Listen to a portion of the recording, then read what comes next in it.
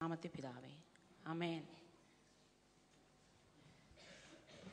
எத்தனை பேர் சந்தோஷமா இருக்கிறீர்கள்? ஆண்டவர் அங்கே இந்த நாள்ல என்னோட பேசுவார நீங்க விசுவசிக்கிற யாராக இருந்தாலும் தேவன் நிச்சயமாக பேசுகிற தெய்வம். அவர் கல்லோ மண்ணோ அல்ல, அவர் பேசுகிற தெய்வம்.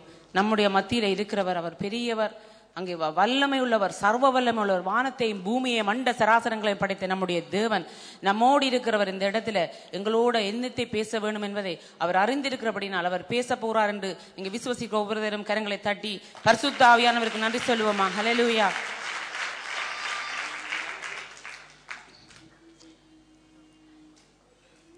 இந்த நாள்ல எங்க தேவனுடைய வார்த்தையை நான் கொடுக்கும்போது இந்த அதிகாலை வேளையில் செபித்த போது நம்முடைய பலவீனங்கள்ல நமக்கு உதவி செய்கிறவர் தேவன் என்பதை குறித்து, அவர் தான் நம்முடைய ஆண்டவர் என்பதை குறித்து ஆண்டவர் சொன்னார். இந்த நாள்ல கூட அப்படியாக நீங்கள் யாராவது என்னுடைய பலவீனத்தில ஆண்டவர் எனக்கு உதவி செய்ய வேண்டும் என்று வந்திருந்தால் நிச்சயம் இந்த இடத்துல வந்திருக்க அப்படின்னா தான் ஆண்டவர் அந்த வார்த்தைகளை நமக்கு தருவார். தேவன் ஒரு வார்த்தையை சொல்வாராயிருந்தால் அந்த வார்த்தை நிச்சயமாக அது சென்று ஒருபோதும் அது வெறுமனை திரும்புறதில்லை, அது பலனளிக்கிறதா இருக்கிறது. ஹல்லேலூயா. ஏனென்றால் அங்கே வானத்திலிருந்து மழை பெய்து முளை முளைத்து எப்படியாக அந்த முளை அங்கே புசிக்கிறவனுக்கு ஆகாரத்தையும் அங்கே விதைக்கிறவனுக்கு விதையையும் கொடுக்கிறது எப்படியோ அப்படியே தேவனுடைய வாயில இருந்து புறப்படுகிற ஒவ்வொரு வார்த்தையும் பலனளிக்கிற வார்த்தையா இருக்கிறது. ஆகவே இந்த நாள்ல வந்தது, இந்த இடத்துல நீங்க வந்தது யாரும் தற்செயலாக வரவில்லை. என் தேவன் தன்னுடைய நோக்கம், தன்னுடைய திட்டம், தன்னுடைய சித்தம், தன்னுடைய விருப்பத்தை தன்னுடைய பிள்ளைகளுக்கு அங்கே நிறைவேற்றி, அது மட்டுமல்ல, அந்த நிறைவேற்றுகிறது மட்டுமல்ல, அதை அனுபவிக்கத்தக்கதான கிருபையையும் தேவன் தந்து அனுப்புவார். அப்படியாக நம்முடைய தேவன் இந்த நாள் இருக்கிற எந்தவித பிரச்சனைகளா இருந்தாலும் தேவன் சொன்னால் அது ஆகும். மனுஷனால எது கூடாதோ அது தேவனால கூடும். ஆகவே இந்த நாள்ல எபிரேயர் 4:15 சொல்லுகிறது, நம்முடைய பலவீனங்களை குறித்து பரிதபிக்க கூடாத பிரதான ஆசாரியர் நமக்கு இராமல் நம்மை போல எல்லா விதத்திலும் பாடுகளை அனுபவித்த பாவமில்லாத பிரதான ஆசாரியரே நமக்கு இருக்கிறார். வாசிப்போம். நம்முடைய பலவீனங்களை குறித்து பரிதபிக்க கூடாத பிரதான ஆசாரியர் நமக்கு இராமல் எல்லா விதத்திலும் நம்மை போல் சோதிக்கப்பட்டும் பாவம் இல்லாதவருமாய் இருக்கிற பிரதான ஆசாரியரே நமக்கு இருக்கிறார். ஆகவே நம்முடைய பலவீனங்களை குறித்து பரிதபிக்க கூடாத பிரதான ஆசிரியர் நமக்கு இல்லாம எங்களை போல எல்லா விதத்திலும் சோதிக்கப்பட்ட பிரதான ஆசிரியர். பிரதான ஆசிரியர் என்ன செய்வார்? அங்கே தேவனிடத்தில் பரிந்து பேசி எங்களுக்கு என்ன காரியத்தை செய்ய வேண்டும் என்பதை பரிந்து பேசி அதை நமக்கு பெற்றுக் கொடுக்கிறவர். ஆகவே இந்த பரிசுத்த ஆவியார் அப்படி நீங்க பாத்தீங்கன்னா ரோமர் 8:26 சொல்லுகிறது, அந்தபடி ஆவியானவரும் நம்முடைய பலவீனங்கள் நமக்காக வேண்டுதல் செய்கிறார். நம்முடைய பலவீனம் எதுவாய் இருந்தாலும் இந்த நாளில் நீங்கள் எந்த பலவீனங்களா இருந்தாலும் என் ஆண்டவருடைய பாதத்தில் நான் போகும்போது என் ஆண்டவர் இதை சந்திப்பார். என்னுடைய ஆண்டவர் தான் எனக்கு இதற்கு பதில் சொல்ல வேண்டும். ஆண்டவர் தான் என்னுடைய காரியத்தில் எனக்கு அற்புதம் செய்யற, அதுக்கு நான் நன்றி சொல்ல வந்திருக்கிறேன் என்று நீங்க சொல்லி வந்திருக்கலாம். என்னை மகிமைப்படுத்துற எந்த ஸ்தானத்திலும் நான் வந்து உங்களை ஆசீர்வதிப்பேன் என்று அவருடைய வாக்குத்தத்தம் சொல்லுகிறது. தனியாக ஆண்டவருடைய நாம கேட்கறதுக்கு மட்டுமல்ல, அவருக்கு நன்றி சொல்லவும் இந்த நாளில் வந்திருக்கிறோம். எந்த சூழ்நிலைகள் இருந்தாலும் ஒவ்வொருத்தருடைய இருதயங்களையும் ஆராய்ந்து அறிகிற தேவன் தான் நம்ம தீர இருக்கிறார். நம்முடைய பலவீனம் எதுவா இருக்கலாம், அங்கே உறவினர்களுடைய வியாதியா இருக்கலாம், வைத்தியர்களால் கைவிடப்பட்ட ஒரு நிலையான வியாதியா இருக்கலாம், இனி இது முடியாது என்று சொல்ற ஒரு நிலையா இருக்கலாம், அல்லது அங்கே கோபம் ஒரு பலவீனமா இருக்கலாம், அல்லது அங்கே பேசக்கூடாதுன்னு நினைக்கிறேன் நான் பேசி விடுகிறேன் என்று ஒரு பலவீனம் இருக்கலாம், அல்லது குடிக்க கூடாதுன்னு நினைக்கிறேன் குடித்து விடுகிறேன் ஒரு பலவீனம் இருக்கலாம், அல்லது நான் புகைக்க கூடாதுன்னு நினைக்கிறேன் புகைத்து விடுகிற ஒரு பலவீனம் இருக்கலாம். இந்த இடத்துல நான் கொஞ்சம் அமைதியா இருந்தால் அநேக காரியங்களை பெற்றிருக்கலாம். அநியாயமா நான் என்னுடைய வாயை திறந்து விட்டேன், வாயை அடக்க முடியாத ஒரு பலவீனமா இருக்கலாம். எது பலவீனமா இருந்தாலும் நம்முடைய தேவனுக்கு முன்பாக எல்லாம் நிர்வாணமாய் இருக்கிறது. ஹல்லேலூயா. நம்முடைய தேவனுக்கு முன்பாக எபிரேயர் 4:13 சொல்லுகிறது, அவருக்கு முன்பாக எல்லாம் அங்கே நிர்வாணமாய் இருக்கிறது, அவருக்கு மறைவாக ஒன்றுமில்லை. நான் நீங்களும் இருதயத்தில் என்ன நினைக்கிறோமோ, என்ன பேச நினைக்க முன்பதை எங்களோட சிந்தையில தோன்றுகிறதோ அதெல்லாம் அவர் பார்த்து கொண்டே இருக்கிறார். இந்த இடத்துல நீங்க வரும்போது என்ன காரியத்தை சொல்லி பேசிட்டு வந்தீங்களோ அதையும் கூட என் ஆண்டவர் பார்க்கிறார். எந்த பலவீனமாயிருந்தாலும் அவருக்கு மறைவே இல்லை. ஏண்டா நிர்வாணமாயிருந்தா எல்லாம் அவருக்கு தெரியும். அவர் தெரிந்த ஒரு தெய்வத்திடத்தில் நீங்க நான் வந்திருக்கிறபடினால் எதை சொன்னாலும் நம்முடைய ஆண்டவர் அதை பார்க்கிறார், அதுக்காக பதிலளிக்கிறார் என்று சொல்லி அங்க விசுவசித்தால் அங்கே எரேமியா 33:3 சொல்லுகிறது, என்னை நோக்கி கூப்பிடு, நான் உனக்கு மறு தருளி செய்வேன், அப்பொழுது எட்டாத உயரமான பெரிய காரியங்களை நான் உனக்கு அறிவிப்பேன். ஆண்டோட சமுத்திரம் வந்து நோக்கி கூப்பிட்டா போதும். மனுஷரிடத்த போய் நீங்க எத்தனை தரம் கூப்பிட்டா கூட அதுக்கு சிலபல பதில் கிடைக்காது. ஆனால் நம்முடைய தேவனிடத்தை வந்து நீங்க ஒரு விசை கூப்பிட்டால் போதும். உண்மையா என்னை நோக்கி கூப்பிடும் போது நான் சமீபத்துல வந்து பதிலளிக்கிறேன். ஹல்லேலூயா. உண்மையா கூப்பிடுங்க. சில பேர் அங்கே நின்று கையை காட்டிட்டு போவாங்க. சிலபல உண்மையா உண்மையா நீங்க நேசிச்சு கூப்பிடுவீங்க. அவங்க தூரத்துல நின்று பார்த்து போட்டு பார்க்காம போவாங்க. நம்முடைய தெய்வமோ அவரை உண்மையாய் கூப்பிடும்போது அவர் சமீபத்துல உடனே ஓடி வருகிறார். சமீபத்துல வந்து என்ன விஷயம், என்ன காரியம், என்ன நான் உங்களுக்கு செய்ய வேண்டும் என்று உடனே பதிலளிக்கிற தெய்வம் தான் நம்முடைய தேவனாய் இருக்கிறார். ஆகவே அவர்கிட்ட நீங்க வந்திருக்கும் போது இந்த நாள்ல என்ன பலவீனமா இருக்கலாம், பெரிய ஒரு பண தேவையா இருக்கலாம். இந்த பண தேவை எனக்கு இன்றைய நாள் அது சந்திக்கப்பட முடியாத ஒரு தேவையா இருக்கலாம். நம்முடைய தேவனுக்கு அது ஒரு சிறிய காரியம். அவர் எதை செய்ய வேணுமானாலும் அதை செய்யறது அவருக்கு ஒரு சிறிய காரியம். இந்த காரியம் எனக்கு உங்களுக்கு தான் அது பெரியதா இருக்கலாம். ஆனால் நம்முடைய தேவனுக்கோ ஒரு சிறிய காரியம். அவரால் முடியாத எண்ணி முடியாத அதிசயங்களையும் அங்க நன்மைகளையும் செய்கிற தேவன் தான் நம்முடைய தேவனாயிருக்கு. ஆகவே இந்த இடத்துல வந்ததுனால நீங்க போக முன்பதாக தேவனுடைய வார்த்தையை கேட்டுக்கொண்டு இருக்கும் போதே பரிசுத்த ஆவியானவர் நிச்சயமா ஒவ்வொருத்தர் மீதும் இறங்கி அந்த என்ன காரியங்களை என்ன பலவீனங்கள் இந்த நாள்ல நீங்கி போகணுமோ நம்முடைய பலவீனங்கள் எல்லாவற்றையும் என் தேவன் நீக்கி போடுவார். அது எதுவா இருந்தாலும் இது முடியாது என்று நீங்க நினைச்சாலும் நம்முடைய தேவன் அதை செய்து அனுப்புவார். எத்தனை பேர் விசுவாசிக்கிறீர்கள்? ஹல்லேலூயா. அவை நம்முடைய பலவீனம் இந்த நாளில ஒரு வியாதியா இருக்கலாம். இது டாக்டர்ஸ் கைவிடப்பட்ட ஒரு நிலையா இருக்கலாம். அல்லது தூரத்துல உள்ள அங்க உறவினர்களுக்காக நீங்க ஜெபிக்கணும்னு வந்திருக்கலாம். அல்லது இந்த இடத்துல வராம ஹாஸ்பிட்டல்ல இருக்கிறதவர்களா இருக்கலாம். அந்த பலவீனமா இருக்கலாம். நம்முடைய தேவன் நம்முடைய பாடுகள், நம்முடைய நோய்கள், வேதனைகள் எல்லாம் சிலுவையிலேயே கூட அவர் எல்லாவற்றையும் சுமந்து கொண்டார். ஆகவே ரோமர் 8:32 சொல்லுகிறது, அங்கே அவர் தன்னுடைய சொந்த குமாரன் என்றும் பாராமல் அவரையே நமக்காக தந்தறினவர் மற்றெல்லாவற்றையும் நமக்காக தராதிருப்பது எப்படி? ஹல்லேலூயா. தம்முடைய சொந்த குமாரனை சிலுவையில மறிக்க கொடுத்து எல்லாருடைய பாடுகளை ஏற்றுக்கொள்ளத்தக்க அந்த இடத்து சிலுவையிலேயே ரத்தம் சிந்த வைத்து அதை யாரும் பிள்ளைகளை அப்படி முன்னாலே அவ்வளவு தூரம் அங்கே கஷ்டப்படுகிறத எந்த பெற்றாரால பார்க்க முடியாது. ஆனால் நம்முடைய பிதாவோ நம்முடைய விதத்தில் அன்பினாலே தானே தன்னுடைய சொந்த குமாரனும் பாராமல் அவரையே நமக்காக தந்தவர். அவர் சிலுவையில நம்முடைய பாவங்கள், நம்முடைய வியாதிகள், நம்முடைய சாபங்கள் எல்லாவற்றையும் சுமந்து கொண்டு நமக்காக ஆசீர்வாதங்கள், சுகங்கள், ஆரோக்கியங்கள், நன்மைகள் இவற்றெல்லாம் நம்முடைய தேவன் நமக்காக தந்தபடினால் இந்த இடத்துல மிச்ச எல்லா காரியத்தையும் நம்முடைய தேவன் தராதிருப்பது எப்படி? ஹல்லேலூயா. ஆகவே அவருக்கு மறைவாக ஒன்றுமில்லாதபடினால் நம்முடைய பலவீனம் எதுவாக இருந்தாலும் அவர் இந்த நாள்ல பார்த்து கொண்டிருக்கிறார்.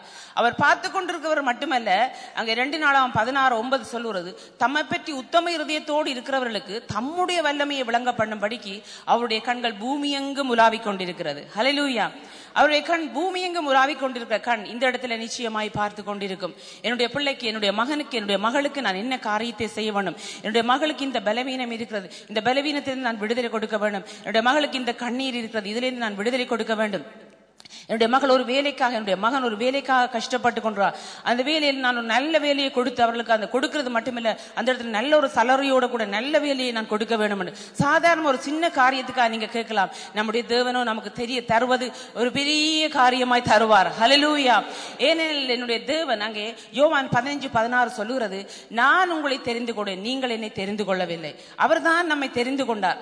அவர் தெரிந்து கொண்டவர் நாங்களா போய் ஆண்டவரே என்னை பிள்ளையாக ஏற்றுக்கொள்ளும் என்று சொல்ல முன்பதாகவே, தாயின் கற்பத்தில் உருவாகுவதற்கு முன்பதாகவே என்னையும் உங்களையும் நம்முடைய தேவன் தெரிந்து கொண்டார்.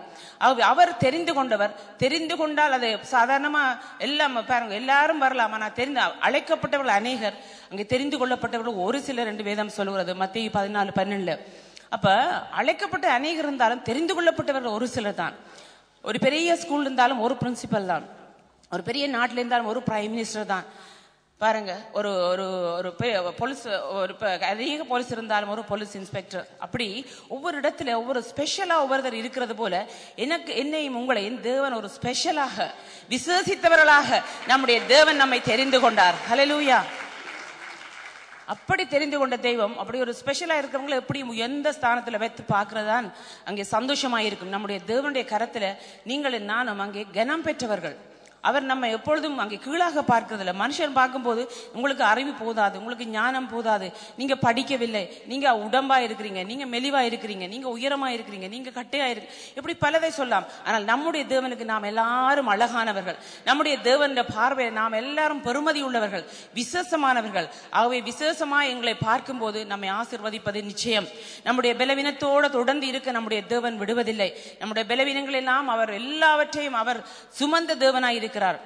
அதை குறித்து பரிதபிக்க கூடாத பிரதான ஆசாரியர் நம்மை போல எல்லா பாடுகளையும் அனுபவித்தார். ஆகவே அவருக்கு எல்லா பாடும் தெரியும்.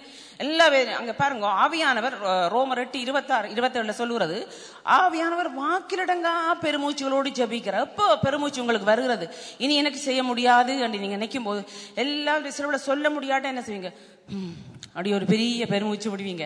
இதை சொல்ல முடியாது. எத்தனை பேருக்கு இருதயத்துக்கு அடக்கி அடக்கி சொல்ல முடியாதுல பெருமூச்சியே விட்டு சொன்னா சில வேளையில அது பெரிய பிரச்சனையா முடிஞ்சிடும். சில வேளையில நீங்க நல்லா நேசிக்கிறீங்க ஒரு ஆளுக்கு, அந்த ஆளுக்கு சொன்னா இது பெரிய பிரச்சனையா வரும், இதை விட சொல்லாம விட்டுடலாம். அந்த நேரம் என்ன செய்வீங்க, உங்களுக்குள்ள அடக்குவீங்க. முடியாத நேரத்துல அப்பா ஒரு பெருமூச்சு விட்டாவது அதை விளங்கப்படுத்தலாம்னு நினைப்பீங்க. இதை போல நம்முடைய தேவன், நம்முடைய பரிசுத்த ஆவியானவர் அங்கே நமக்காக வாக்கு கடங்கா பெருமூச்சுகளோடு ஜெபிக்கிறார்.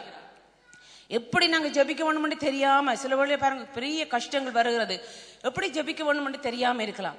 அந்த வேளையில கூட இனி எனக்கு முடியல ஆண்டவர் நாங்க சொல்ற நேரத்துல நமக்காக வாக்கு கடங்கா பெருமூச்சலோடு ஆவியானவர் ஜெபித்து அந்த காரியத்துக்கு ஒரு விடுதலை, சுகம், ஆரோக்கியம், சமாதானம், ஆசீர்வாதத்தை நமக்கு பொழிய பண்ணுகிறார். ஹல்லேலூயா.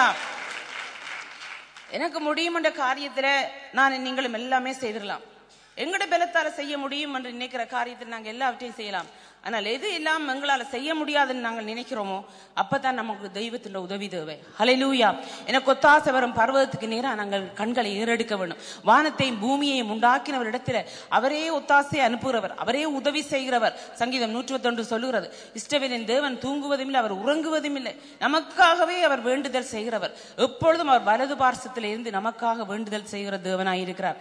யார் மறைந்தாலும், யார் நமக்காக உங்களுக்காக ஜெபிக்காவிட்டாலும் நமக்கு ஜெபிக்கிற ஒருவர் இருக்கிறார். அங்கே அவர் இரவும் பகலும் இஸ்ரவேலின் தேவன் அவர் உறங்குவதும் இல்லை, தூங்குவதும் இல்லை.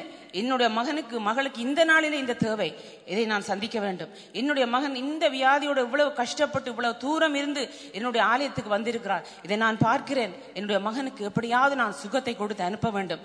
இவ்வளவு கஷ்டத்தின் மத்தியிலும் தனக்கு ஒன்றுமில்லை, ஒரு பஸ்ஸுக்கு கூட அல்லது ஒரு ட்ரெயினுக்கு கூட டிக்கெட்டுக்கு இன்றைய நாளில் காசு இல்லாம கூட இந்த இடத்துல ஒரு சிலர் வந்திருக்கலாம். அதையெல்லாம் நம்முடைய தேவன் பார்க்கிறார். ஏன் நான் தேவனுடைய ஆலயத்துக்கு போக வேண்டும், நான் நேசிக்கிறவரை நான் சந்திக்க வேண்டும், என்னை நேசிக்கிற தெய்வத்தை நான் பார்க்க வேண்டும், அவரோடு நான் பேச வேண்டும், அவர் என்ன எனக்கு இந்த நாள்ல சொல்ல போறாரு நான் வாஞ்சியோடு வந்திருக்கேன் என்று வந்திருக்கலாம். ஒன்றையும் மறந்துவிட நம்முடைய தேவன் அநீதியுள்ள தேவன் அல்ல, அவர் நீதியுள்ள தேவனாய் இருக்கிறார். அவர் அங்கே பார்க்கும் போது மனுஷர் பார்த்து முகத்தை பார்க்கலாம், என் தேவனோ இருதயங்களை ஆராய்ந்து அறிகிற தெய்வம். பரிசுத்த ஆவியானவர் என்ன செய்கிறார், இருதயங்களை ஆராய்ந்து அறிகிற ஆவியானவர். ஆவியின் சிந்தை என்னதென்று அறிவோம். அவர் என்ன பண்ண, ஆவியின் சிந்தை என்னதென்று அறிவார். ஆவியின் சிந்தை, நீங்க என்னத்தை நீங்க சிந்திக்கிறீங்க, என்னத்தை பேச போறீங்க இந்த நாள்ல, இதைத்தான் நீங்க வெளியில உதட்டினால ஒரு காரியத்தை சொல்லி கொண்டிருப்பீங்க, ஆனா இருதயத்திலேயே வேற ஒரு காரியம் இருக்கும். அதெல்லாம் நம்முடைய தேவனுக்கு தெரியும். மனுஷர்கள் நான் என்னுடைய உண்மையான பிரச்சனையை சொல்லிவிட்டா என்ன குறைவாக நினைச்சிருவாங்க, ஏதாவது சொல்லிடுவாங்கன்னு சொன்னதுக்காக இருதயத்திலேயே வச்சு கஷ்டப்பட்டு பெருமூச்சு விடுற ஒரு கட்டத்துல சொல்ல முடியாம இருப்பீங்க. ஆனால் நம்முடைய பரிசுத்த ஆவியானவர் அதுக்கு வாக்கிலடங்கா பெருமூச்சோடு செபித்து அந்த பலவீனத்திலிருந்து விடுதலை, நீ பலவீனம் நீங்கி நீ சுகமாயிரு என்று சொல்லுகிற கர்த்தர் அந்த பலவீனத்திலிருந்து விடுதலையை தருவார். வாசிப்போம் ரோமர் 8:27. ஆவியானவர் தேவனுடைய சித்தத்தின்படியே பரிசுத்தவான்களுக்காக வேண்டுதல் செய்கிறபடியால் இருதயங்களை ஆராய்ந்து பார்க்கிறவர் ஆவியின் சிந்தை இன்னதென்று அறிவார். ஆமென். இருதயங்களை ஆராய்ந்து பார்க்கிறவர் ஆவியின் சிந்தை இன்னதென்று அறிவார். இருதயங்களை ஆராய்ந்து பார்க்கிறவர் தான் நம்முடைய தேவனாய் இருக்கிறபடினால் அங்கே நம்முடைய இருதயங்களில் எது இருந்தாலும் இந்த நாள்ல ஒவ்வொரு காரியம், சில வேளையில பழைய காயங்கள் அல்லது கஷ்டம், அங்கே இந்த பிரச்சனையால எனக்கு இருதயத்துல சோர்வு இருக்கிறது, சரீரத்தில் ஒரு சோர்வு இருக்கிறது, எதுவோ எல்லாவற்றையும் நம்முடைய தேவ ஆவியானவர் அறிகிறபடினால் அவர் இந்த நாள்ல அந்த காரியங்கள்ல இருந்து நமக்கு ஒரு விடுதலையை தருகிறார். அது மட்டுமல்ல, தேவனுடைய சித்தத்தின்படிதான் நமக்காக அவர் வேண்டுதல் செய்வார்.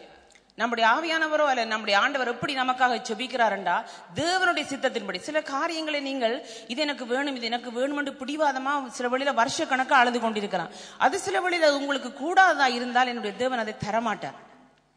என்னை இது தரவில்லையே, ஆண்டவர் என்னை மறந்தாரோ, என்னை இது கடவுளுக்கு நான் ஆண்டவரை விட்டு தூர இருக்கிறனோன்னு நீங்கள் நினைக்கலாம்.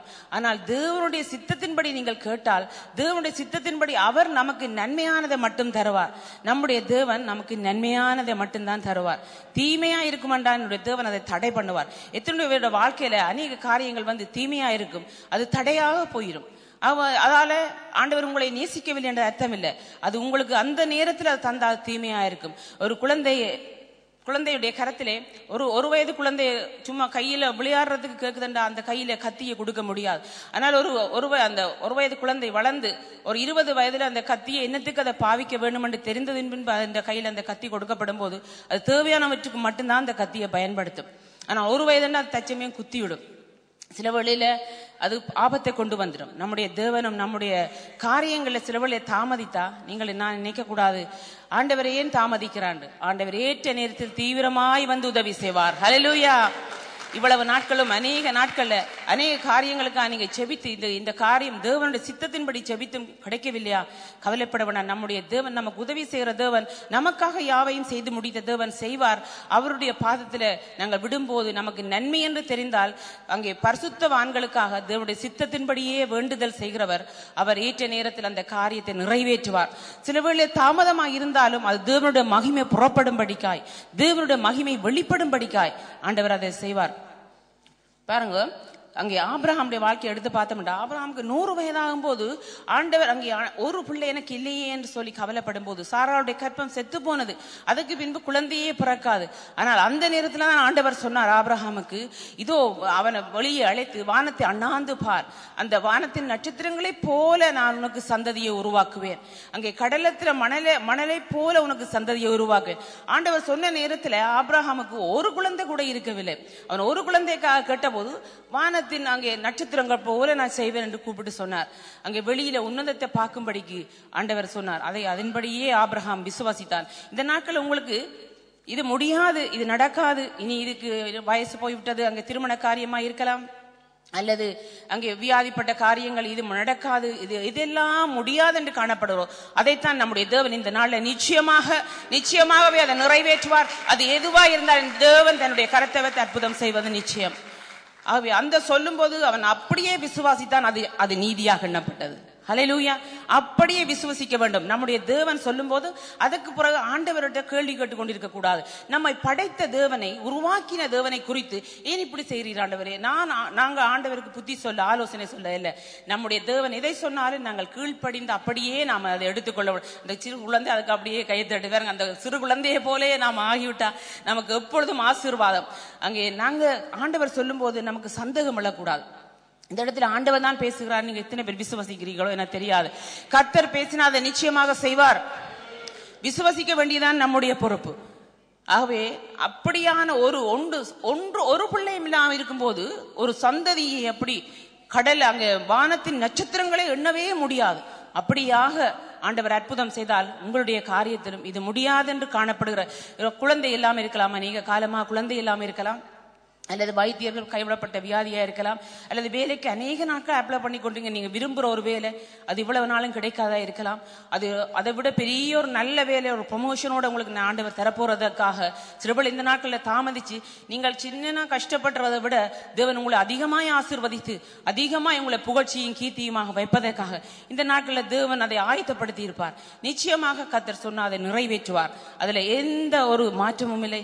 தேவன் சொன்னதை நிறைவேற்றுகிற தேவனாய் இருக்கிறார். ஹல்லேலூயா. அவர் ரோமர் 8:33 வாசிப்போம். தேவன் தெரிந்து கொண்டவர்கள் மேல் குற்றஞ்சாட்டுகிறவன் யார்? தேவனே அவர்களை நீதிமான ஆக்கிறவர். 34. ஆக்கினைக்குள்ளாக தீர்க்கிறவன் யார்? கிறிஸ்துவே மரித்தவர், அவரே எழுந்தும் இருக்கிறவர், அவரே தேவனுடைய வலது வாசத்திலும் இருக்கிறவர், நமக்காக வேண்டுதல் செய்கிறவரும் அவரே. ஆமென். ஆகவே தேவன் தெரிந்து கொண்ட உங்கள் மேல் அங்கே குற்றஞ்சாட்டுகிறவன் யார்? தேவனே அவர்களை நீதிமான்களாக்குகிறவர். கர்த்தரே நம்மை நீதிமான்களாக்குகிறவர். ஆகவே தேவன் நம்ம எப்படி தெரிந்து கொண்டார் பாருங்க. அநேகம் பேர் அழைக்கப்பட்டவர், நான் ஒரு சிலரோ தெரிந்து கொள்ளப்பட்டவர். அவர்களுக்குள்ள நானே நீங்களும் இருக்கிறபடினால் அங்கே தேவனால் தெரிந்து கொள்ளப்பட்டவர்கள் மேல் குற்றஞ்சாட்டுகிறவன் யார்? தேவனே அவர்களை நீதிமான்களாக்குகிறவர். கர்த்தர் நம்ம நீதிமான்களாக்கினார். யார் குற்றஞ்சாட்டியும் அங்கே எந்த பிரயோஜனம் இல்லை.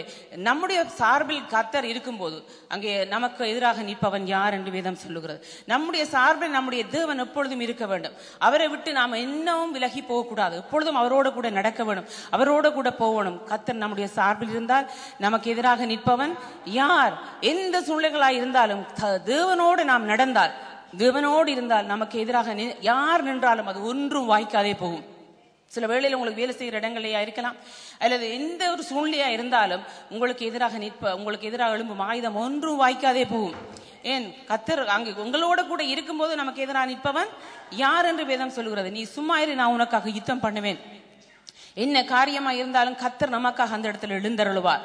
ஒரு கோர்ட்ஸ்ல போறீங்க, ஒரு விசா பிரச்சனை, அந்த இடத்துல உங்களுக்கு எதிராகத்தான் ஒரு ஆபீசர் வந்திருக்கலாம். ஆனால் அவர்களை கூட அவருடைய இருதயங்களை எல்லாம் மாற்றுகிற நம்முடைய தேவன் நமக்கு எதிராக யாரும் நிற்காதபடி அந்த இடத்துல என்னுடைய ஆண்டவர் ஒரு அற்புத தேவனாய் நின்று பரிசுத்த ஆவியானவர் எல்லா தடைகளை உடைத்து போட்டு உங்களுக்கு எதிராக பேச வந்தவர்கள் உங்களுக்கு சார்பாகவே பேசிவிட்டு போவார்கள். கர்த்தர் அப்படி செய்கிறவர். ஆனால் தேவனோடு நாம இருக்க வேண்டும், அவரோடு கூட நாங்கள் நடக்க வேண்டும். நமக்கு எல்லா நேரங்களும் உதவி செய்கிற தெய்வத்தை எப்பொழுது நாங்கள் பிடித்துக் கொள்ள வேண்டும். அவர் நம்மை விசேஷமானவர்களாய் பார்க்கிறார். ஆனால் நாங்கள் எப்பொழுதும் விசேஷமானவர்கள் என்பதை நாங்கள் மறந்து விடக்கூடாது. பிசாசு எப்படியாவது உங்களை குற்றம் சாட்டிக்கொண்டே இருக்கும். உங்களை ஏதாவது ஒன்று சொல்லி குற்றம் சாட்டிக்கொண்டு, நீங்கள் எப்படி சாட்சி சொல்ல போறீங்க, நீங்களே எப்படி இருக்கிறீங்க, நீங்களே கஷ்டப்பட்டிருக்கிறீங்க, உங்களுக்கு வியாதி இருக்கிறது, இப்படி ஏதாவது சொல்லும். ஆனால் நம்முடைய தேவனோ அப்படி இல்லை. நம்முடைய தேவனோ நம்ம என்ன பாவம் இருந்தால் நம்மை மன்னித்து நம்மை அதிக கிருபையை தந்து நம்மை அதிகமாய் ஆசீர்வதித்து நம்மை உயர்த்துகிற தேவனாய் இருக்கிறார். ஹல்லேலூயா. மனுஷர் சொல்ற விதமா என்ன ஆண்டவர், மனுஷர் சொல்றதுக்கு எதிராக நம்முடைய தேவன் எல்லாவற்றையும் நமக்காக செய்து முடித்த தேவன் நம்மை ஆசீர்வாதமாக வைப்பார். நீங்க சில இடத்துல போவீங்க, பார்த்தால் அந்த இடத்துல உங்களுக்காக சொல்லப்படும் சில காரியங்கள், ஒரு பெரிய ஒரு மீட்டிங்ல நீங்க ஒரு பெரிய எதிர்பார்ப்போட போறீங்க. அந்த இடத்துல போகும்போது நீங்க ஏதாவது ஒரு காரியத்தை செய்யணும்னு விரும்புறீங்க. ஆனா மனுஷர் பார்த்து இதை நீங்க சொல்றதுக்கு தகுதி இல்லை, நீங்க சொல்ல மாட்டீங்க, நீங்க கொன்னவா இருக்கு, உங்களுக்கு சொல்ல முடியாது, உங்களுக்கு அதுக்கான டேலண்ட் இல்லை, அப்படி சொல்லலாம். ஆனா நம்முடைய தேவனும் அப்படி இல்லை. அவர் அங்கே தெரிந்து கொண்ட தேவன். அதற்காக என்ன காரியத்தை அந்த இடத்துல அவர் உயர்த்த வேணுமோ பரிசுத்த ஆவியானவர் நமக்காக யாவையும் செய்து முடிக்கிற தேவன் அந்த இடத்துல வந்து வெட்கமடையாதபடி காப்பார். அவர் என்ன காரியங்க பாருங்க, ஏசாயா 61:3 பாருங்க. சில வேளை சாம்பலான காரியங்கள் காணப்படலாம். என் தேவன் சாம்பலுக்கு பதிலாக சிங்காரத்தை தருகிறவர், ஆனந்த தைலத்தை நமக்கு தருகிறவர். ஒடுங்கி போய் சில வேளை உங்களுக்கு ஜெபிக்க முடியாத காரியம் இருக்கலாம். என் தேவ ஆவியானவர் நமக்கு துதியினுடைய தந்து நம்மை மகிழ்ச்சி படுத்துவார்.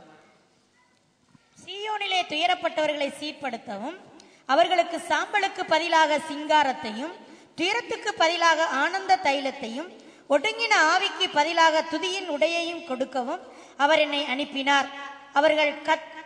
அவர்கள் கர்த்தர் தம்முடைய மகிமைக்கென்று நாட்டின நீதியின் விருட்சங்கள் எண்ணப்படுவார்கள். ஆமென். பாத்தீங்கன்னா சியோனில் துயரப்பட்டவர்களை சீர்படுத்தாம அவர்களுக்கு சாம்பலுக்கு பதிலாக சிங்காரத்தை, சிங்காரம் அழகு, எப்படியான ஒரு சந்தோஷத்தை வைக்கிறார். சிறுவழியில அநேக நாட்கள்ல சந்தோஷம் இல்லாம நீங்க சோர்ந்து போயிருக்கலாம். தேவன் இந்த நாள்ல என்ன சாம்பலாக காணப்படுற காரியமோ அதுக்கு அந்த காரியத்துல ஒரு சிங்காரத்தை வைத்து, ஒரு மகிழ்ச்சியை வைத்து, ஒரு சந்தோஷத்தை வைத்து, என்ன காரியத்துல இருந்தாலும் அந்த காரியத்துல ஒரு மகிழ்ச்சியை தேவன் தருகிறார். அங்க சாம்பலுக்கு பதிலாக சிங்காரத்தை தர. சில வேளையில உங்களோட வாழ்க்கையில ஏமாற்றங்கள் வந்திருக்கலாம், அல்லது தோல்விகள் வந்திருக்கலாம். அது எல்லாவற்றையும் இந்த நாள்ல இதோ எல்லாம் பழையவன யாவும் ஒளிந்தன, எல்லாம் புதிதாயின. இன்றே அங்கே எல்லா காரியம் புதிதாய் காணப்படுகிறது. ஏனென்றா ஏசாயா 43:18-19 சொல்லுகிறது, வனாந்திரத்துல வழியையும் அவாந்திர வழிகளை ஆறுகளையும் ஓடை செய்வேன் என்று. அவை புதிய காரியங்களை செய்கிறவர் தான் நம்முடைய தேவன். அவர் இந்த பழைய காரியம் எதையும் சிந்திக்க வேண்டாம், பூர்வமானவைகளை எதையும் நினைத்துக் கொண்டு இருக்க வேண்டாம். முடிந்த காரியங்களை இந்த நாளில் எல்லாவற்றையும் மறந்து விடுங்க.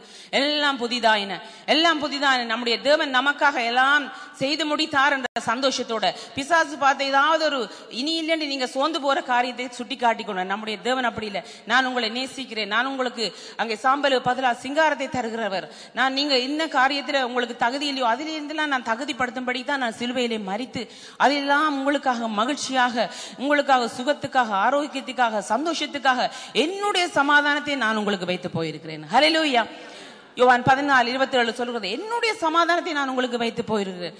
யாரும் அங்கே தன்னுடைய சமாதானத்தை கொடுக்க முடியாது அல்லவா? அவர் சமாதானத்தை தந்து போனவர் நாம் எப்பொழுதும் மகிழ்ச்சியா இருப்பதற்காகவே.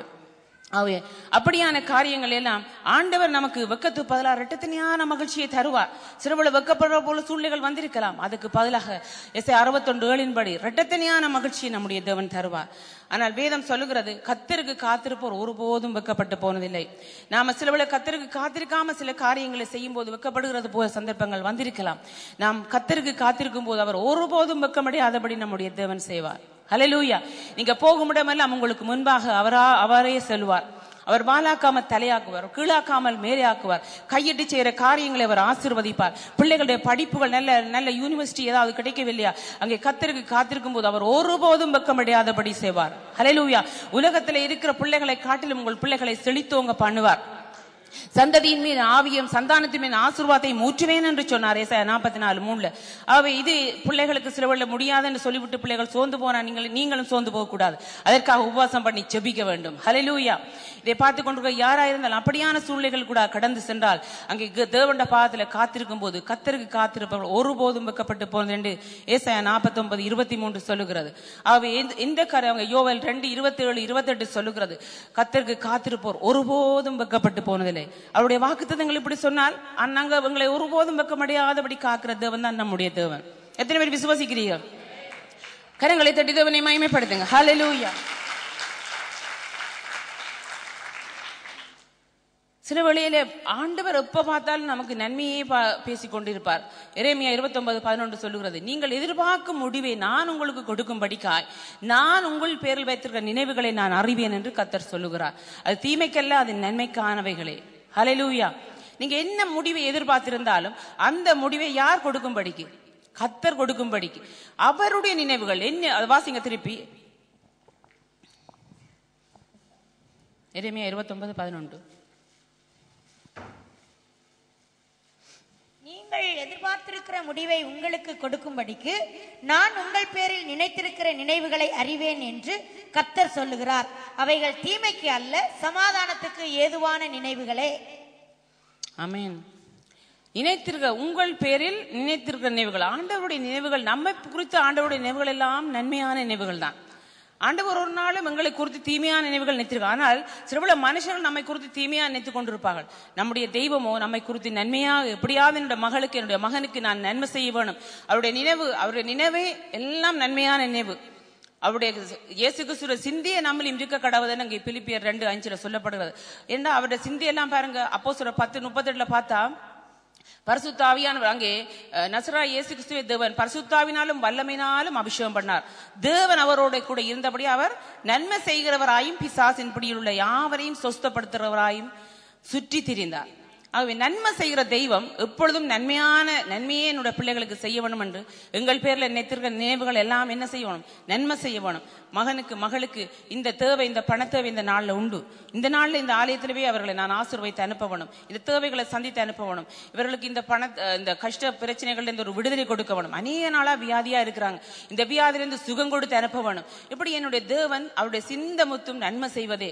விசா பிரச்சனையில் அநேக காலமா விசா இல்லாமல் பயந்து ஒழித்து கொண்டிருக்கலாம். அது யாருக்கும் தெரியாது. இருதயத்தில் உள்ள அந்த வேதனையை அவர்களுக்கு மட்டும்தான். அந்த இடத்துல ஆண்டவர் அவர்களுக்கு விசாக்களை கொடுத்து நன்மை செய்து அனுப்பணும். இப்படி என்னுடைய தெய்வத்துடைய வேலை எல்லாம், அவருடைய சிந்தனை எல்லாம் நன்மையே செய்வதுதான். தீமை செய்யாத சுத்த கண்ணன் தான் நம்முடைய தேவனாய் இருக்கிறார். ஹல்லேலூயா. ஆகவே நாம விசுவாசித்த அவருடைய கரத்தில் அவர் நமக்கு எப்பொழுதும் நம்முடைய பலவீனங்களை உதவி செய்கிறார். அவருடைய கரத்தில் நம்மை ஒரு விசுவாசித்த பிள்ளைகளாகத்தான், ஒரு பெருமதி நிறைந்தவர்களாகத்தான் நம்முடைய தேவன் நம்மை பார்க்கிறார். உதாரணமாக ஒரு செருப்பை நான் ஒரு 10 பவுனுக்கு ஒரு செருப்பை வேண்டியிருக்கேன். இன்னொரு சகோதரி ஒரு 200 பவுன்ஸுக்கு ஒரு செருப்பை வேண்டியிருக்காரு. இன்னொரு சகோதரர் ஒரு 300 பவுன்ஸ் ஒரு ஷூஸ் வேண்டியிருக்கான்னு வச்சுக்கொள்ளுங்க. ஆனால் இது இருந்தாலும் ஆண்டவருடைய கரத்துல பெருமதி போல ஒவ்வொருத்தரும் அவரவர் அதுக்கு ஓனர் யாரோ அவர் தான் அதுக்கு அவர்கள் அந்த பெருமதியை கொடுத்து வாங்குகிறார்கள். நம்முடைய தேவனும் அப்படித்தான் நம்மை ஒரு பெருமதியானவர்கள் என்று தெரிந்து என்னுடைய பிள்ளைகளுக்கு அப்பா பிதா என்று கூப்பிடத்தக்க புத்திர சுகாரத்தை தந்து அவர் நம்மை விசுவாசித்தவர்களாய் அநேகர் இருந்தாலும் நம்மை தெரிந்து கொண்டார். ஹல்லேலூயா. ஏன் நம்மை தெரிந்து கொண்டார்? 1 பேதுரு 2:9 சொல்லுகிறது, இருளின் அந்த காலத்திலிருந்து ஆச்சரியமான ஒளி நடத்து வரவழைத்தவருடைய புண்ணியங்களை நாங்கள் அறிவிக்கும்படிக்காயும் அங்கே ராஜாக்களும் ஆசாரியர்களும் சொந்த ஜனமாகவும் நம்மை தேவன் தெரிந்து கொண்டார். அவை இருளின் அதிகாரத்திலிருந்து ஆச்சரியமான ஒளி இடத்துக்கு வரவழைத்தவருடைய புண்ணியங்களை நானும் நீங்களும் அறிவிக்க வேண்டும். தேவன் நம்முடைய பலவீனங்கள்லாம் நமக்கு உதவி செய்கிறார், நமக்கு ஏற்ற வழியில் எல்லா காரியம் செய்கிறார். ஆனால் அவர் விரும்புகிற காரியம், அவருடைய சித்தத்தை நாம் எல்லாரும் நாங்கள் செய்கிறோமா? அவருடைய புண்ணியங்களை நாங்கள் அறிவிக்கிறோமா? அவர் நம்மை தெரிந்து கொண்டதனால் என்னுடைய தகப்பன் பார்த்து மகிழ்ச்சி படத்தக்க விதத்துல நாங்க செய்யறோமா? அது மட்டும் இல்ல, ராஜாக்களா ஆசாரியர்களா? யாருக்கு பாருங்க, ராஜாக்களோட குடும்பத்துல பிறக்கொண்ட எல்லாருக்கும் விருப்பம். ஆசாரியர்களா? அப்படி நம்ம தேவன் வைத்திருக்கிறார். அவர் நம்மை குறைத்து பார்க்கவில்லை. என்னுடைய தேவன் நம்மை கனமாகவே பார்க்கிறார். தன்னுடைய பிள்ளை என்று சொல்ல ஒருபோதும் வெக்கப்படாதவர், தன்னுடைய சகோதரன் என்று சொல்ல ஒருபோதும் வெக்கப்படாதவர் நம்முடைய தேவன். அப்படியான தேவன் நம்மை இந்த நாட்கள்ல ராஜாக்களும் ஆசாரியர்களும் சொந்த ஜனமாயும் பரிசுத்த ஜாதியாயும் நம்மை தெரிந்து கொண்டார். வாசிங்க. நீங்களோ உங்களை அந்தகாரத்தினின்றும் தம்முடைய ஆச்சரியமான ஒளியிடத்துக்கு வரவழைத்தருடைய புண்ணியங்களை அறிவிக்கும்படிக்கு தெரிந்து கொள்ளப்பட்ட சந்ததியாயும் ராஜரீகமான ஆசாரிய கூட்டமாயும் பரிசுத்த ஜாதியாயும் அவருக்கு சொந்தமான ஜனமாயும் இருக்கிறீர்கள். ஆமென். பரிசுத்த ஜாதியாகவும் அவருக்கு சொந்தமான ஜனமாயும் நாம் இருக்கிறோம். ராஜாக்களும் ஆசாரியர்களுமாய் இருக்கிறோம். ஆனால் அவருடைய புண்ணியங்களை நானும் நீங்களும் அறிவிக்க வேண்டும். நம்முடைய காரியங்கள் எல்லாம் நம்முடைய தேவன் உண்மை உள்ளவராயிருக்கிறார். அதே போல நானும் நீங்களும் அவருடைய விருப்பத்தை நிறைவேற்றுகிற பிள்ளைகளாய் இருக்கிறோமோ? அவருடைய புண்ணியங்களை நாங்கள் அறிவிக்கிறோமா? அவர் நமக்காக ஜீவனையே கொடுத்தாரே, அவரை நாம் மற்றவர்களுக்கு சொல்லுகிறோமா? நாம் பெற்ற ஆசீர்வாதங்கள் மற்றவர்களும் பெற வேண்டும் என்று நாங்கள் விரும்புகிறோமா? நம்முடைய பலவீனங்களை குறித்து பரிதபிக்க கூடாத பிரதான ஆசாரியர் நமக்கு இராமல் நம்மை போல எல்லா விதத்திலும் சோதிக்கப்பட்டவர் தானே அவர். ஆனபடியால் நாமும் இந்த காரியங்கள்ல நமக்கு அவர் உதவி செய்கிறார் என்றது, நம்மை ஆசீர்வதிக்கிறார் என்று மட்டுமல்ல, நம்மை சுகப்படுத்துகிறார், குணப்படுத்துகிறார் என்று மட்டுமல்ல, அவருடைய புண்ணியங்களை நான் நீங்களும் அறிவிக்க வேண்டும். எத்தனை பேர் அதை இந்த நாட்களில் நாங்கள் அவருடைய புண்ணியங்களை அறிவிக்க வேண்டும் என்று விரும்புகிறீர்கள்? அதற்காகவே நாம் அழைக்கப்பட்டோம், அதற்காகவே நாங்கள் தெரிந்து கொள்ளப்பட்டோம். நம்மை அழைத்த தேவனுடைய நோக்கத்தையும் நாங்கள் நிறைவேற்ற வேண்டும். அங்கே தேவன் நமக்கு செய்கிற ஆசீர்வாதங்கள் அற்புதங்கள் அநேகம் ஆயிரம். விரும்புகிற எல்லாவற்றையும் நம்முடைய தேவன் நிச்சயமாக தருவார். ஆனால் அவருடைய புண்ணியங்களையும் நாம் அறிவிக்க வேண்டும். அறிவிக்கும் போது அதை குறித்து என்னுடைய பிதா அங்கே மகிழ்ச்சி படுகிறார். ஹல்லேலூயா. இந்த நாள் அப்படி. அது மட்டுமல்ல, எரேமியா 32:19 சொல்லுகிறது, யோசனையிலே பெரியவரும் செயலிலே வல்லவருமாய் இருக்கிறார். அவனவனுக்கு அவனுடைய வழிக்கு தக்கதாகவும் அவனுடைய கிரியைகளின் பலனுக்கு தக்கதாகவும் அளிக்கும்படியும் உம்முடைய கண்கள் மனுபுத்தருடைய எல்லா வழிகள் மீது நோக்கமாயிருக்கு. நான் நீங்களும் என்ன காரியங்களை செய்தாலும் அவரவருடைய கிரியைகளுக்கு தக்க பலன் அளிக்கும்படி அவர் எல்லாவற்றையும் பார்த்து கொண்டிருக்கிறார். அங்கே மனுஷ செலவுல சில காரியங்களை காணாம போறான். நம்முடைய தேவன் எல்லாவற்றையும் பார்த்து கொள்ள அலைச்சல். இவ்வளவு தூரத்துல இருந்து வெம்பிலிருந்து ட்ரெயின் எடுத்து வந்திருக்கலாம், அப்படி தூர இடத்துல இருந்து சில வழியில கார் இல்ல பஸ் எடுத்து வந்திருக்கலாம். அவனுடைய ஒவ்வொரு அலைச்சல்களையும் நம்முடைய தேவன் எண்ணி பார்க்கிற தேவனாயிருக்கிறார். அது மட்டுமில்ல, அவனுடைய கிரியைக்கு ஏற்ற பலன் அளிக்கிறவர். அங்கே சில வழியில கிரியைக்கேற்ற பலன் அங்கே சாதாரணமாக ஒரு இடங்கள்ல சில வழி அநீதியா காணப்படும். ஆனா நம்முடைய தேவனோ தம்முடைய கிரியைகள் எல்லாம் நீதி உள்ள தேவனாயிருக்கிறார். ஹல்லேலூயா. அவர் நீதி செய்கிற தேவனாயிருக்கிறார். ஆகவே அவனுடைய கிரியைக்கேற்ற பலன் அளிக்கிற தேவனாய் இருக்கிறபடினால் இந்த நாள்ல நம்முடைய பலவீனங்கள் எதுவாய் இருந்தாலும் அந்த பலவீனங்கள் எல்லாம் அவர் உதவி செய்து அங்கே பரிசுத்த ஆவியானவர் வாக்கு கடங்கா பெருமூச்சுகளோடு இந்த வேளையில ஜெபித்துக் கொண்டிருந்து அது எந்த பலவீனம் இருந்தாலும் அதை இந்த வேளையில நீக்கி போடுகிறவராயிருக்கிறார். அது மட்டுமல்ல, அவரால் செய்யக்கூடாத அதிசயமான காரியம் ஒன்றும் இல்லை. எல்லாம் அவரால் கூடும். என்ன துக்கமோ அதை சந்தோஷமாக மாற்ற அவரால் முடியும். என்ன வேதனையோ அதை எல்லாம் மகிழ்ச்சி படுத்த அவரால் முடியும். அது மட்டுமல்ல, வேதத்துள்ள அதிசயங்களை காணும்படி எங்கள் கண்களை திறந்து அவரோடு கூட இன்னும் அதிகமாய் நடக்க, உறவாட, அவரோட பேச, அவருடைய ஊழியங்களை செய்ய அவருடைய பலன், அவருடைய உன்னதத்தில் உள்ள பலனால் நம்மை நிரப்புவார். ஹல்லேலூயா. சோர்ந்து போய் இருக்கிற காரியங்களை அவர் பலப்படுத்துவார். ஊழியம் செய்ய வேண்டும் என்று விருப்பம் இருக்கும், ஆனால் சோர்வான காரியங்கள் இந்த நாட்டில் சத்துரு போட்டுக்கலாம். எல்லாவற்றையும் தேவாவியான முறியடித்து போட்டு அந்த காரியங்கள் எல்லாம் அந்த பலவீனங்கள் எல்லாம் விடுதலை ஆக்கி பலப்படுத்தி அவரே சகாயம் பண்ணுகிற தேவனாயிருக்கிறார். அவர் சகாயம் பண்ணும் போது எல்லாவற்றிலும் சாதாரணமா ஒரு உதவியை மட்டும் செய்ய முடியும். நம்முடைய தேவனோ எல்லா காரியத்திலும் அவருடைய கரத்தை வைத்தால் அது அற்புதம் நடக்கும், அதிசயம் நடக்கும். மனுஷனால் இது கூடாதோ அது தேவனால கூடும் என்று அங்கே வேதம் சொல்லுகிறது. அவ எபேசியர் 1:4 வாசிப்போம்.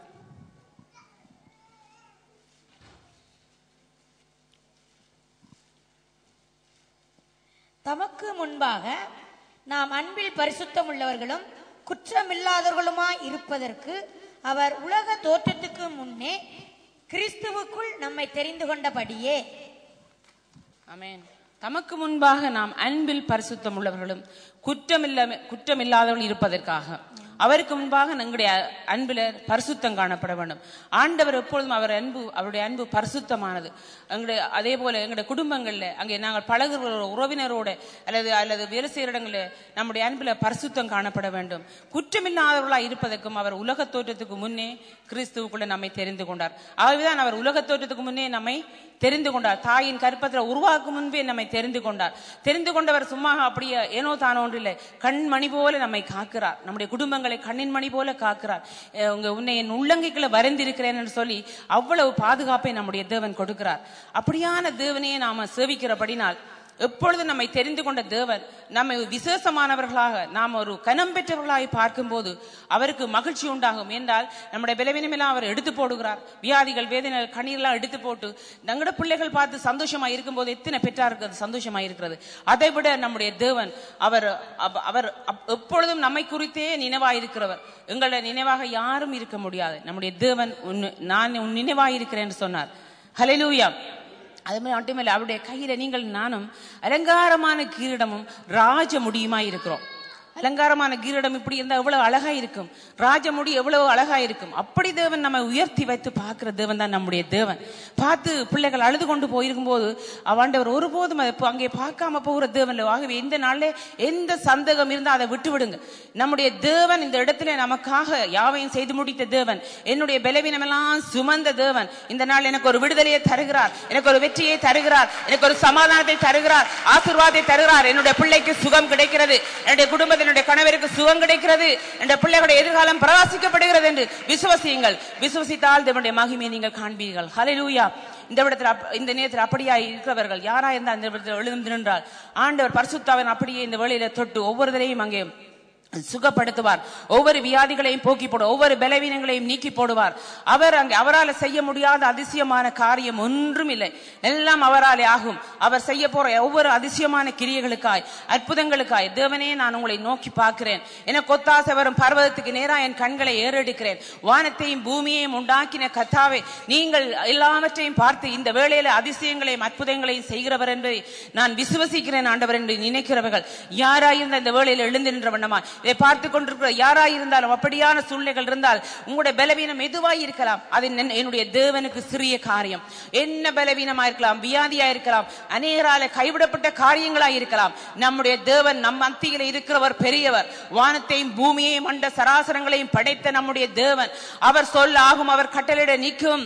இந்த வேளையில் அவர் ஒருவராய் பெரிய அதிசயங்களை செய்கிறவராய் நம் மத்தியில இருக்கிறபடினால் அந்த பரிசுத்த ஆவியான கரங்களை உற்சாகமாய் தட்டி தேவ ஆவியான ஒவ்வொருடைய காரியங்களையும் அற்புதங்களை செய்கிறவரே உங்களுக்கு நன்றி சொல்லுகிறோம். ஒவ்வொரு பலவீனங்களை நீக்கி போடுகிறவரே உங்களுக்கு நன்றி சொல்லுகிறோம். பரிசுத்தர் மகாராஜாவாக எங்கள் மத்தியில் எழுந்தருளி இருக்கிறவரே உங்களுக்கு நன்றி. ஒவ்வொரு கரங்களையும் இந்த வேளையில தொடுவீராக. ஹல்லேலூயா. ரபரபரப சந்தர பரிம ரபரபரப சந்தர ரபா. அப்பா, இந்த வேளையில நீங்க ஒவ்வொரு பிள்ளைகளுடைய இருதயங்களை ஆராய்ந்து அறிகிறவர்.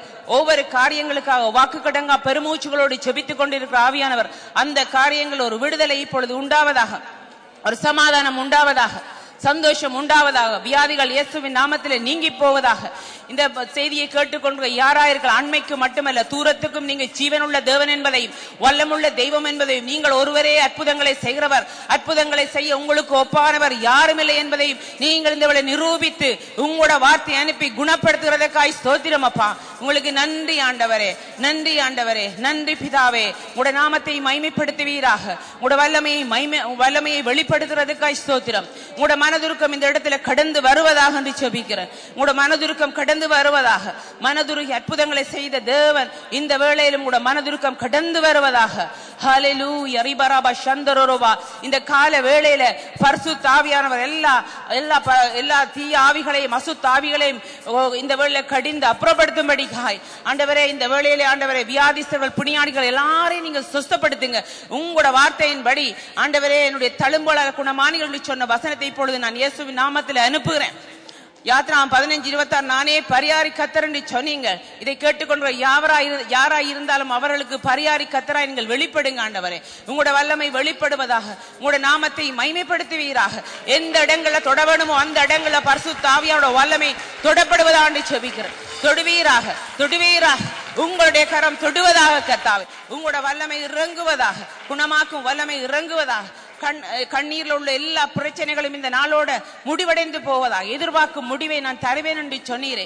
தீமைக்கல்ல நன்மைக்கு ஏதுவானதே, சமாதானத்துக்கு ஏதுவாக இந்த நாளில் செய்வீராக கர்த்தாவே. சமாதானத்துக்கு ஏதுவாக செய்வீரா. உங்களுடைய நினைவுகளை ஒவ்வொரு பிள்ளைகளுடைய வாழ்க்கையில நிலைநிறுத்தும்படிக்கு நான் ஜெபிக்கிறேன். ஹல்லேலூயா. ரபரபரப சந்தர பரிம ரபரபரபரப.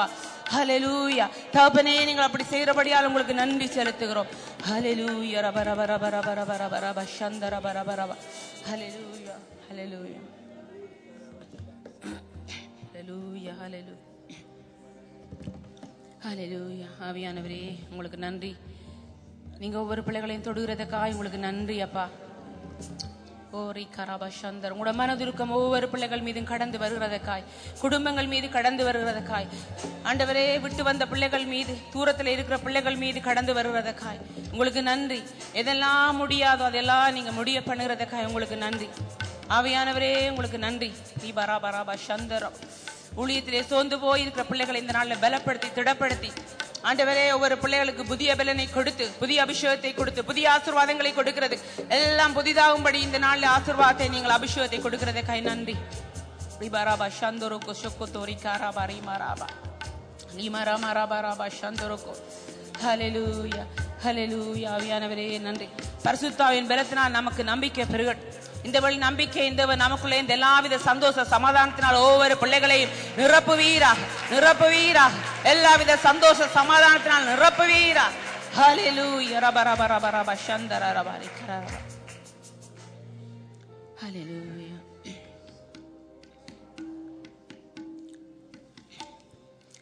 எதிர்பார்க்கும் முடிவை அவர் தருவார், என் பேரிலே என்றும் நினைவாயுள்ளார். எதிர்பார்க்கும் முடிவை அவர் தருவார், என் பேரிலே என்றும் நினைவாயுள்ளார். தீமைக்கல்ல எல்லாம் நன்மைக்கல்லோ, இம்மைக்கல்ல எல்லாம் அருமைக்கல்லோ. தீமைக்கல்ல எல்லாம் நன்மைக்கல்லோ, இம்மைக்கல்ல எல்லாம் அருமைக்கல்லோ. பரிசுத்தாவின் பலத்தாலே நமக்கு நம்பிக்கை பெருகிடுமே.